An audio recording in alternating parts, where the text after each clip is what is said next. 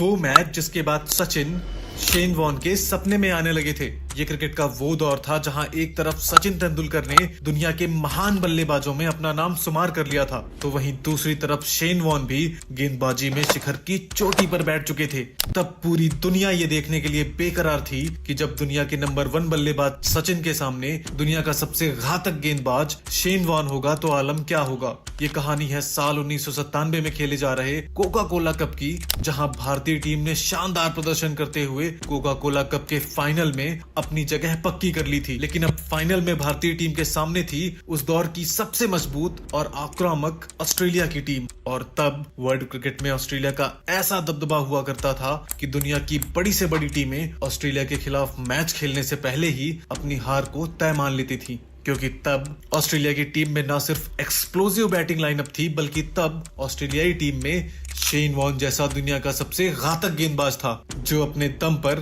किसी भी मैच का पासा पलटने में महारत हासिल कर चुका था। वहीं दूसरी तरफ भारतीय टीम में भी सचिन नाम का एक ऐसा बल्लेबाज था जो शेन वॉर्न की गेंदबाजी को कड़ी चुनौती देने के लिए तैयार था। और यही कारण था कि पूरी दुनिया की निगाहें सचिन और शेन वॉर्न के इस मुकाबले को देखने के लिए बेकरार थी। शेन वॉर्न एक ऐसे गेंदबाज थे जो गेंद को इतना ज्यादा घुमा देते थे कि बल्लेबाज हैरान रह जाता था। और आज के दौर में कोई भी ऐसा गेंदबाज नहीं है जो शेन वॉर्न की तरह स्पिन बॉलिंग कर सके। वहीं दूसरी तरफ सचिन अकेले के दम पर भारतीय टीम को मैचेस के ऊपर मैचेस जितवाकर फाइनल में आ चुके थे। और आज फैसला होना था कि शेन वॉर्न का घमंड ज्यादा बड़ा है या फिर सचिन का वजनदार बल्ला। क्रिकेट के दो दिग्गजों के बीच ये महासंग्राम काफी धमाकेदार होने वाला था। मैच शुरू होता है और दोनों टीमों के कप्तान अजहरुद्दीन और स्टीव वॉ टॉस के लिए मैदान पर आते हैं। अजहरुद्दीन टॉस जीतकर पहले गेंदबाजी करने का फैसला करते हैं और उन दिनों में भारतीय बल्लेबाजी बहुत मजबूत नहीं मानी जाती थी और इस लिहाज से अधिकतर लोगों को अजहरुद्दीन का यह फैसला सुनकर यही लगता है कि भारतीय टीम ऑस्ट्रेलिया के सामने कोई भी स्कोर चेस नहीं कर पाएगी। और पहली पारी में ऑस्ट्रेलिया द्वारा की गई बल्लेबाजी ने इस बात पर मुहर लगा दी। एडम गिलक्रिस्ट ऑस्ट्रेलिया को सधी हुई शुरुआत देते हैं और ऑस्ट्रेलियन टीम का मिडिल ऑर्डर शानदार और जबरदस्त बल्लेबाजी करता है, जिसके रिजल्ट के तौर पे ऑस्ट्रेलिया 50 ओवर्स में 272 रनों का पहाड़ जैसा स्कोर खड़ा कर देती है। ऑस्ट्रेलिया की तरफ से माइकल बेवन, स्टीव वॉ और डैरन लेमन शानदार पारियां खेलते हैं। लेकिन सवाल ये था कि ऑस्ट्रेलिया की तरफ से टॉप ऑर्डर के फ्लॉप होने के बाद भी मिडिल ऑर्डर ने लगभग 300 रनों का स्कोर खड़ा कर दिया। वहीं दूसरी तरफ इंडिया के पास ना तो कोई टॉप ऑर्डर था और ना ही कोई मिडिल ऑर्डर। इंडिया के पास एक ही ऑर्डर था और वो था सचिन तेंदुलकर, जिसने इस पूरे टूर्नामेंट में हर मैच में रन बनाकर इंडिया को फाइनल तक पहुंचाया था। और अब फाइनल में भी पूरा देश सचिन के सहारे था। लेकिन लॉ ऑफ एवरेज नाम की भी चीज होती है और एक इंसान लगातार कितने मैच जितवा सकता है। और फिर सचिन इंसान ही तो थे, भगवान तो थे नहीं जो हर मैच जितवा देगा। जी हाँ, उस समय तक देशवासियों के लिए सचिन क्रिकेट के भगवान नहीं बल्कि सिर्फ एक अच्छे खिलाड़ी थे। और यकीन मानिए उन दिनों में 300 रन बहुत ज्यादा होते थे और उस पर अगर ऑस्ट्रेलिया जैसी टीम 250 रन से भी ऊपर बना दे तो सामने वाली टीम प्रेशर में ही खत्म हो जाती थी। 272 रनों का टारगेट चेस करने के लिए मैदान में सौरव गांगुली के साथ मास्टर ब्लास्टर सचिन तेंदुलकर भारतीय पारी की शुरुआत करने मैदान पर उतरते हैं, जहां पहले ओवर की पहली गेंद पर ही गांगुली ने एक खूबसूरत चौका जड़ ये बता दिया कि भारतीय टीम इतनी आसानी से हार नहीं मानेगी। गांगुली आज अलग अंदाज में दिख रहे थे। अगली गेंद पर सौरव गांगुली एक शानदार अपिश कवर ड्राइव लगाते हैं और गेंद बाउंड्री लाइन के बाहर चली जाती है। गांगुली को गॉड ऑफ ऑफ साइड यूं ही नहीं कहा जाता था। पारी की पहली 2 गेंदों पर ही 2 चौके लग जाने के बाद पूरा स्टेडियम जश्न में डूब जाता है, मानो ये मैच शारजाह में नहीं बल्कि मुंबई में खेला जा रहा हो।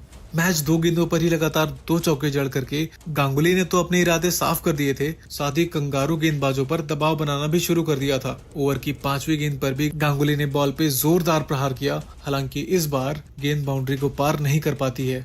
अब स्ट्राइक पर आते हैं सचिन तेंदुलकर और पहली गेंद पर ही सचिन एक खूबसूरत कवर ड्राइव लगाकर इस बात को क्लियर कर देते हैं कि इंडियन टीम आज डिफेंसिव क्रिकेट नहीं बल्कि ऑफेंसिव क्रिकेट खेलेगी। लेकिन ऑस्ट्रेलियाई खिलाड़ी इतनी आसानी से कहां मानने वाले थे। कॉस्प्रोविच की एक शानदार इन स्विंगर बॉल पर सचिन बाल बाल बच जाते हैं। इंडियन टीम का स्कोर 5वें ओवर में 24 रन होता है और थोड़ी ही देर में सचिन एक शानदार स्ट्रेट ड्राइव लगाकर चौका बटोर लेते हैं। वो अलग बात है कि इस शॉट से गांगुली घायल होते होते बच जाते हैं और सचिन का रौद्र रूप देख गांगुली भौचक के रह जाते हैं और थोड़ी ही देर में ऑस्ट्रेलियाई गेंदबाजों की शानदार इन स्विंगर से इंडियन टीम का रन रेट काफी दब जाता है और फ्लेमिंग की एक बॉल पर पुल शॉट मारने के चक्कर में गांगुली टॉम मूडी को कैच दे बैठते हैं। गांगुली ने 42 गेंदों में 23 रनों की पारी खेली थी और ऑस्ट्रेलियाई बॉलर्स ने इतनी शानदार गेंदबाजी की थी कि अपनी पारी की पहली 2 गेंदों को चौके में बदलने के बाद गांगुली अगली 40 गेंदों तक कोई बाउंड्री नहीं लगा सके और प्रेशर बिल्ड होने के बाद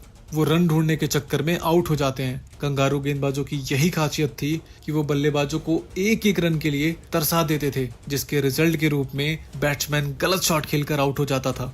अब सचिन का साथ देने विकेट कीपर बल्लेबाज नयन मोंगिया मैदान पर आते हैं। पारी का 10वां ओवर शुरू हो चुका था, जहां सचिन ने गेंद को हवा में उठाकर मारा और गेंद लहराते हुए 4 रनों के लिए सीमा रेखा के बाहर जा चुकी थी। अब 10 ओवर का खेल समाप्त हो चुका था और टीम इंडिया ने गांगुली का एक बड़ा विकेट खोने के बाद 44 रन बना लिए थे। फिर यहां से सचिन ने मोंगिया के साथ मिलकर थोड़ा संभलते हुए भारतीय पारी को आगे बढ़ाना स्टार्ट किया। हालांकि इसी बीच सचिन को जब भी कोई खराब गेंद मिली, सचिन ने उसका भरपूर फायदा उठाया और गेंद को बाउंड्री के बाहर भेजने में कोई कोताही नहीं बरती। साथ ही नयन मोंगिया भी सिंगल डबल के साथ स्ट्राइक रोटेट कर सचिन का साथ निभाते रहे और सचिन का मास्टर क्लास शॉट कंगारू गेंदबाजों के धागे खोले जा रहा था और सचिन से मार खाने के बाद बेचारे कंगारू बॉल को बाउंड्री के बाहर जाते हुए निहारे जा रहे थे और फिर एक सिंगल के साथ सचिन ने अपनी हाफ सेंचुरी भी कंप्लीट कर ली थी और हाफ सेंचुरी पूरा करने के बाद सचिन ने अगली ही गेंद को लेग साइड पे खेलकर 4 रनों के साथ 20वें ओवर के खेल को खत्म किया